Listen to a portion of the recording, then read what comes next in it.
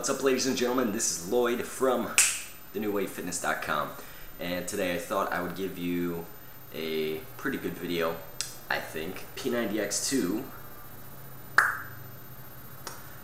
versus the classic P90X. I've done both the original P90X and also P90X2, multiple rounds of the original P90X. I've only done maybe 10 or 12 exercises of each workout in P90X2.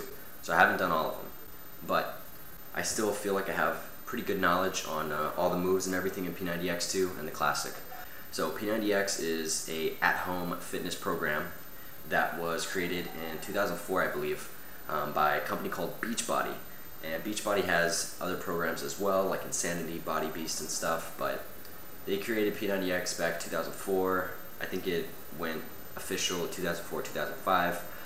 At-home workout, guaranteed to get you ripped in 90 days. It goes through a variety of, classic push-up, pull-ups, and also aerobic training like plyometrics and abdominals. It's 6 days a week, optional 7 days, I believe, but the 7-day can be a rest if you want. P90X2 launched in December 2011 and is the sequel to the P90X. P90X2 focuses on basically the athleticism, building an athletic foundation. Question: which one is right for you? To determine which one is right for you, you've got to look at yourself and see if you want to be more toned, let's say, get a little bit stronger, and look better as far as physically, starting foundation of fitness. If you've never worked out before, or you're new to working out and you want to create a foundation, you want to know about exercises, you want to learn about supplements a little bit,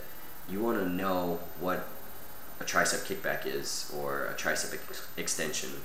You want to know visually what those are so you can feel a little bit more into the groove of things. And I would recommend P90X because even though it's a fairly old program, it's still got a lot of the core essentials. It's going to teach you about different variations of push-ups, different variations of pull and chin-ups. It's going to teach you about working your abdominals. It's going to also give you a little bit of information about anatomy. Not a lot, but some. If you don't know anything about fitness or health or supplements or working out, this is a great foundation to start with. How do you know if you should get P90X2 instead? P90X2 is a sequel, like I said. It's focused more on balance and stabilization, which are huge components in P90X2. A regular push-up in P90X2, that push-up becomes doing it on medicine balls or having your feet on a stability ball while doing a push-up. It tries to add in that fact of activating both muscle fibers at the same time, because you have to have your muscle fibers respond to help stabilize you, but also you need the muscles from that group to help build the strength so you can do those reps. The pros and cons of P90X, classic. The pros is it's a great way to build your starting foundation. Basically, it doesn't require that much equipment. You just need a pull-up bar, weights, yoga mat, and heart rate monitor is recommended but not needed. The cons of P90X, it's not focused on getting big. You're not going to get huge from it. You can if you modify it to a certain degree and you change reps, change weights, but if you follow the program how it is now, you're not going to get huge from P90X.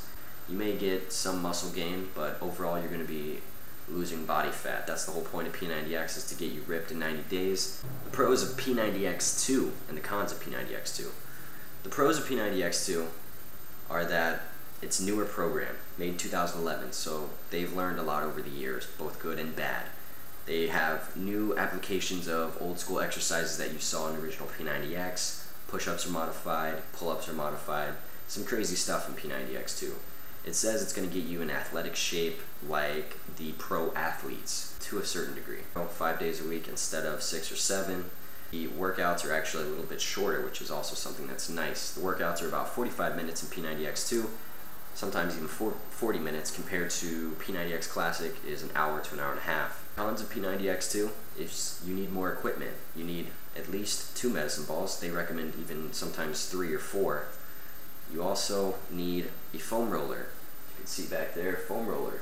You need a stability ball.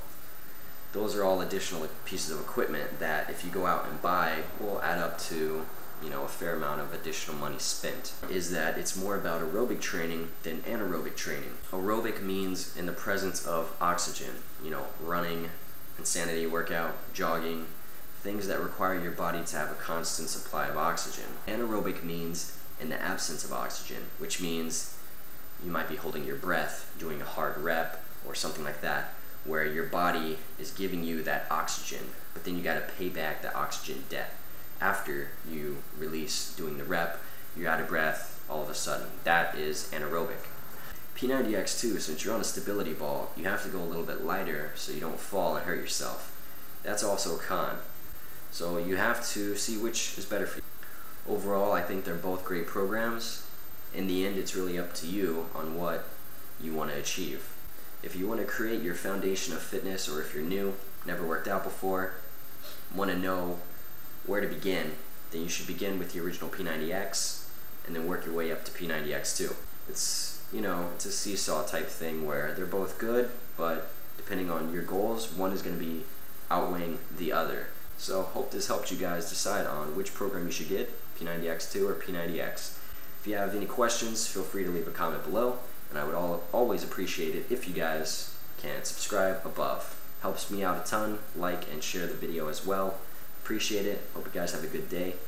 See you next time, and remember to keep calm and carry on.